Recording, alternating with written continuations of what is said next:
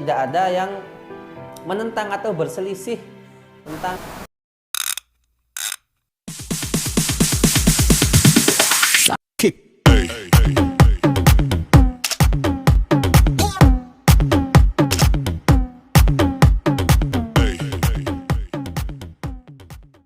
Bismillahirrahmanirrahim. Assalamualaikum warahmatullahi wabarakatuh. Berjumpa lagi dalam channel Pak Dul si Jenderal Kancil. Kali ini Pak Dul akan membahas materi tentang ulumul Quran, tepatnya tentang susunan urutan ayat-ayat Al-Quran dan surat-surat Al-Quran. Bagaimana pembahasannya? Sebelum lanjut, alangkah baiknya jika kalian like, komen, share, dan subscribe serta tekan tombol loncengnya agar Pak Dul selalu semangat untuk update video-video terbaru bagi kalian. Oke, urutan ayat dan surat Al-Quran. Nah, pertama kita akan membahas tentang urutan ayat-ayat Al-Quran dalam surat. Nah, bagaimanakah susunan atau penyusunan urutan ayat-ayat ini? Nah, penyusunan urutan ayat Al-Quran ini dalam suratnya masing-masing ditetapkan secara tauqifi. Jadi, penyusunan atau pengurutan ayat-ayat Al-Quran itu dilaksanakan atau dilakukan secara tauqifi. Nah, ditetapkan secara tauqifi. Tauqifi ini apa maksudnya? Tauqifi ini adalah ketetapan Rasulullah. Jadi ketetapan Rasulullah SAW atas petunjuk wahyu. Nah, jadi tidak serta-merta atas keinginan Nabi, tapi ditetapkan atau diputuskan oleh Nabi berdasarkan bimbingan dari Allah Subhanahu wa taala melalui wahyu yang disampaikan oleh Jibril, oleh malaikat Jibril. Nah, Jibril atas perintah Allah memerintahkan Nabi Muhammad SAW meletakkan ayat pada tempatnya masing-masing. Jadi letakkanlah ayat ini pada surat ini yang ada ini. Nah, seperti itu contohnya. Nah, lalu Nabi Muhammad setelah mendapat petunjuk dari Allah melalui wahyu tadi yang disampaikan oleh malaikat Jibril, Nabi Muhammad kemudian memerintahkan sekretarisnya untuk menulisnya. Nah, jadi maka setelah ditulis, kemudian Nabi melihat kembali, nah, sehingga ditetapkan oleh Nabi bahwasanya ayat ini berada tempatnya di surat ini. Itu berdasarkan petunjuk dari Allah. Jadi tidak bisa kita bilang kalau ayat-ayat ini yang menyusun itu adalah atas dasar keinginan Nabi sendiri, tidak. Karena Al-Quran ini benar-benar mukjizat dari Allah Subhanahu wa taala. Jadi ini adalah diciptakan oleh Allah, bukan buatan Nabi Muhammad. Nah, kemudian pendapat ini juga didukung oleh asar atau oleh hadis ya dari sahabat-sahabat Nabi. Salah satunya adalah hadis yang dikeluarkan oleh Bukhari. Nah, seperti bisa kalian lihat di sini, Ibnu Az-Zubair berkata kepada Utsman bin Affan, ya, ayat 240 dari surah Al-Baqarah telah dinasakh oleh ayat lain.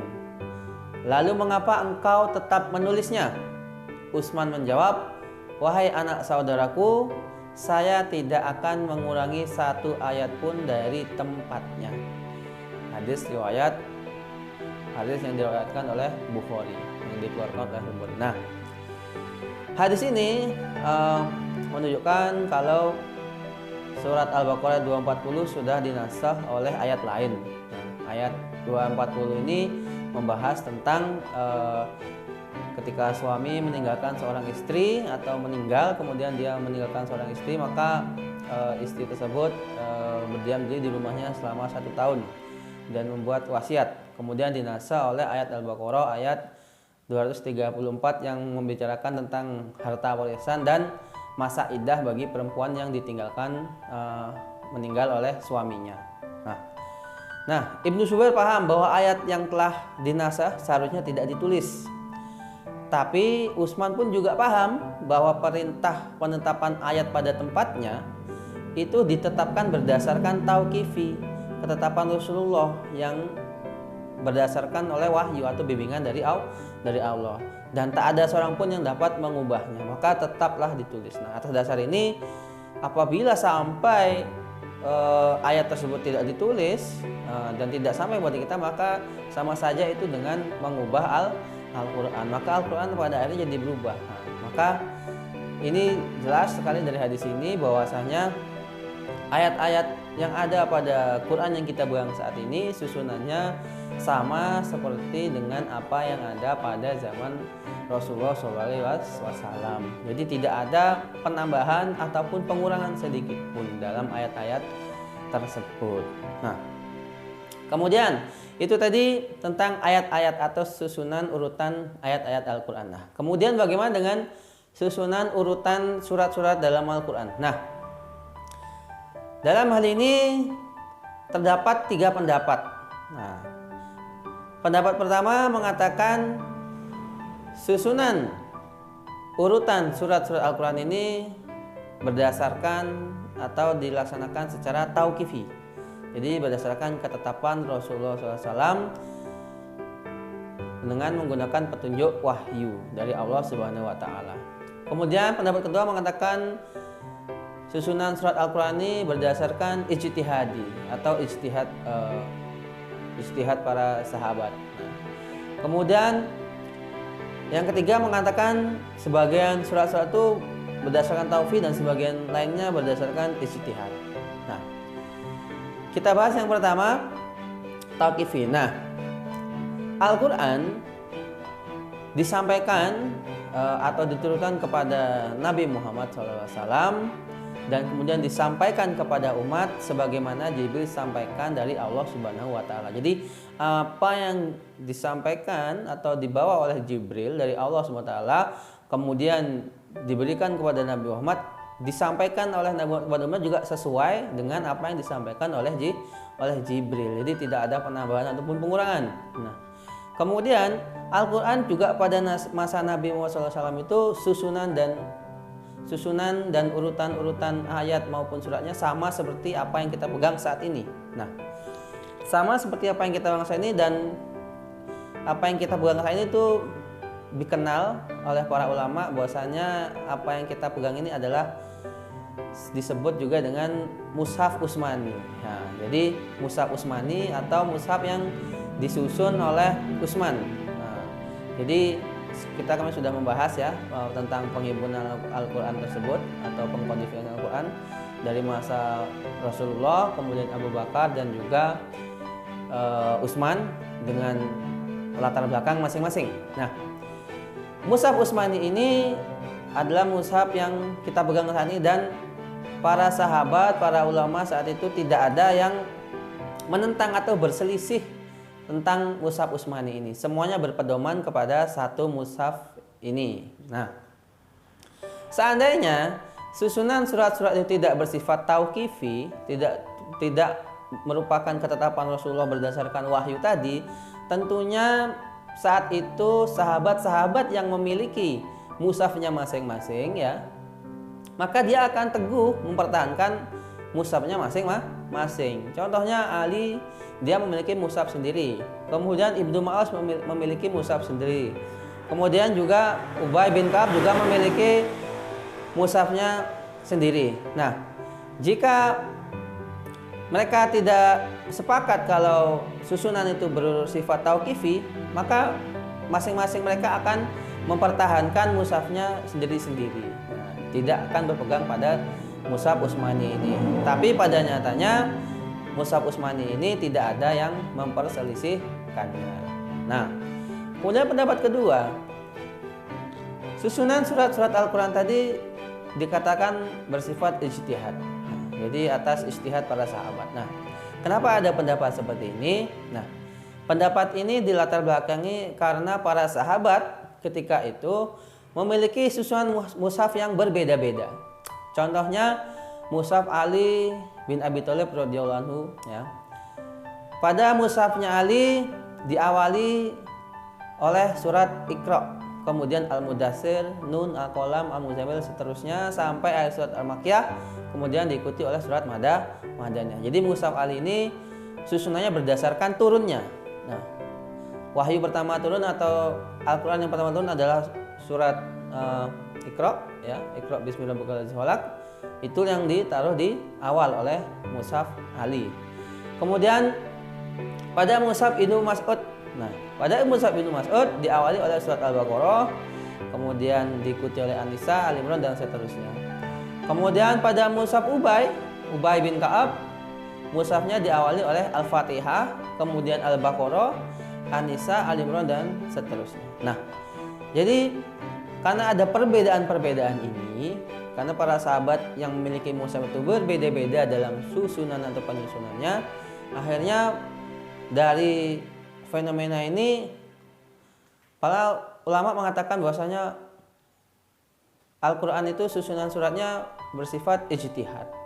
Karena kalau dia tauqifi, maka para sahabat tidak mungkin memiliki susunan mushaf sendiri-sendiri. Nah, mengenai pendapat ini, mushaf-mushaf yang dimiliki oleh para sahabat tadi tidak dipersiapkan sebagai pegangan umum. Jadi mushaf-mushaf ini ditulis atau disusun hanya digunakan untuk pegangan pribadi mereka masing-masing. Nah, yang di dalam mushaf itu juga disertakan pula problem-problem keilmuan dan takwil, sehingga lebih bisa disebutkan bahwasanya bukan disebut mushaf ini, tapi merupakan kitab ilmu. Jadi kitab ilmu dan takwil. Nah, kemudian perbedaan ini terjadi sebelum tahu bahwa susunan surat-surat Al-Quran ini bersifat tauqifi.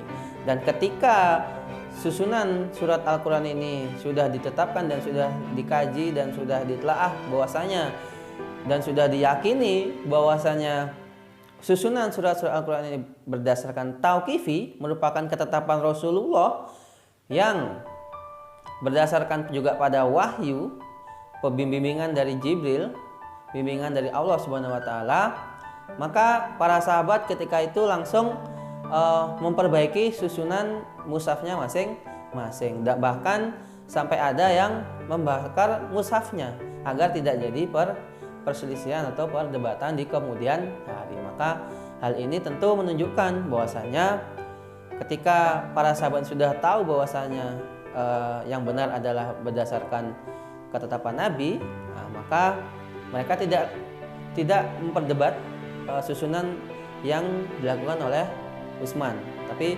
menyepakati susunan mushaf Utsman dan memusnahkan mushaf-mushaf mereka. Nah, kemudian pendapat ketiga, tauqifi dan ijtihadi. Sebagiannya tauqifi dan sebagian ijtihadi. Nah, hal ini juga didasari oleh karena 7 surat yang panjang, kemudian surat-surat yang dimulai dengan huruf ha mim, kemudian ada surat-surat pendek, itu telah disusun sejak zaman Nabi SAW. Sementara dikatakan juga mereka juga mengatakan bahwasanya ada beberapa surat yang belum disusun oleh Nabi SAW, yang kemudian disusun ketika pada masa penghimpunan Al-Quran atau kodifikasi Al-Quran. Nah, tapi pendapat ini juga tentu sudah dijawab oleh pendapat pertama dan kedua tadi. Nah, oke, langsung saja.